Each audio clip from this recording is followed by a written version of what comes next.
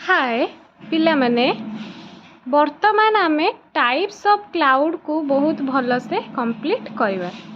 तो आपण छोट बेले हाइड्रोलॉजिकल साइकिल को बहुत भल से जानी थे जे कौन हुए ना पानी गरम हुए सूर्य जो गरम है पानी कौन हुए ना एभापोरेट होगी ऊपर को उठे ऊपर को उठिकी कंडेनसेशन होगी तापर कौन हुए ना क्लाउड फॉर्मेशन हुए क्लाउड हेटू कौन करे ना प्रेसिपिटेशन कराए। तो एमती गोटे साइकलटे आमर कौन होता है ना वाटर साइकलटे चली था जहाँ को आम वाटर साइकिल बा हाइड्रोलॉजिकल साइकिल बोली कही था। तो वर्तमान आम डिटेल्सली देखा तो वर्षा हेबापी फास्ट आमको गोटे लार्ज एरिया गोटे वाटर बॉडीज आम वर्तमान नवा एग्जाम्पल भाव में एभापोरेशन तो सबुठी होता है जमीती कि सी रे होता है रिवर रे होता है पॉन्ड्स रे होता है जो जगार वाटर अच्छी से सबू जगार एभापोरेशन होता है। बट वर्तमान आम सी को नवा कारण सी हूँ गोटे लार्ज वाटर बॉडीर एग्जाम्पल बुझा पड़ा। तो फास्ट कथा हूँ सूर्य को जो आमर कौन हो ना पानी गरम होची पानी गरम हवा सहित पानी ऊपर जो आटमोस्फियर एयर अच्छी से एयर भी कौन हो ना गरम है कि हल्का है कि ऊपर को उठिकी जाऊँगी बुझा पड़ा। जिते बड़े से एयर कौन हो ना हल्का है कि ऊपर को उठिकी जाऊँगी सी ता सांगे कौन कर वाटर वेपर को भी नहीं जाऊँगी कारण पानी भी गरम हो पानी गरम हेले कौन हुए ना वाटर वेपर परिणत हुए। तो जो एयरटा ऊपर को उठी उठी जाऊँगी से वाटर वेपर भी अच्छी ता सहित डस्ट पार्टिकल भी अच्छी ता सहित आमर स्मोक अच्छी ता सहित सल्ट भी अच्छी।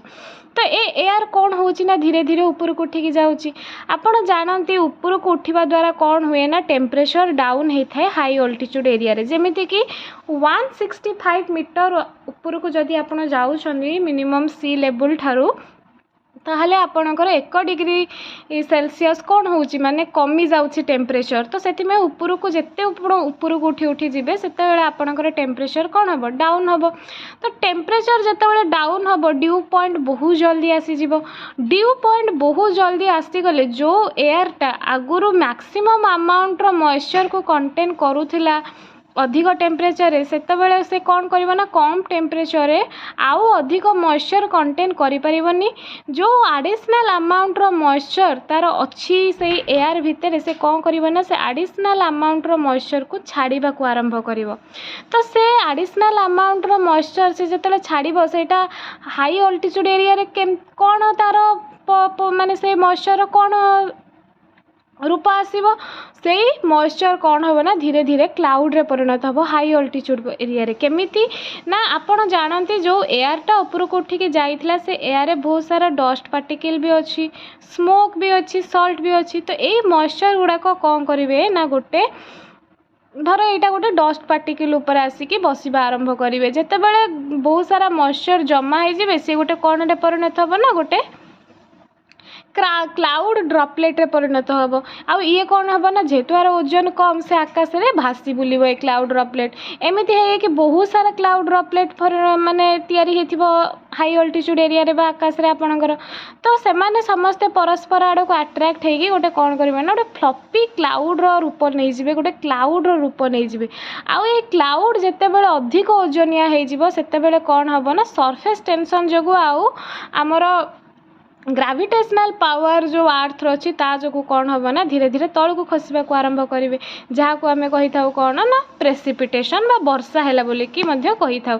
यहाँ हूँ आमर कन्वेंशनल रेनफॉल जहाँ को आम कही था यहाँ हूँ कन्वेंशनल रेनफॉल बुझा पड़ा।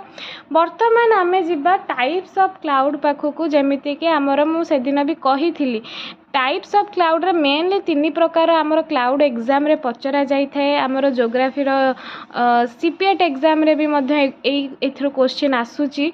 तो साइरस क्लाउड होची कौन ना यहाँ हाई क्लाउड माने आपण जिते आकाश को अनाउछंती से देखुछंती जो क्लाउड गुराक बहुत ऊपर देखा जाउछंती से माने होछंती साइरस क्लाउड। आउ एमानकर परटा कौन माने एमानकर जो सेपटा पक्षीर पर भाया होता है केमती ना एमती पक्षीर पर फिदरी इन नेचर होता है बुझा पड़ुची। तो एमाने परस्पर ठार बहुत छाड़ी छाड़ी रही था डिटाच्ड होकर रही था बुझा पड़ा। साइरस क्लाउड सेमती क्यूमुलस क्लाउड हूँ गोटे कटन उल भाया देखा मिले आप आकाश को अनेले देखिए आप आकाश में कटन उल भाया क्लाउड आपको देखा मिल।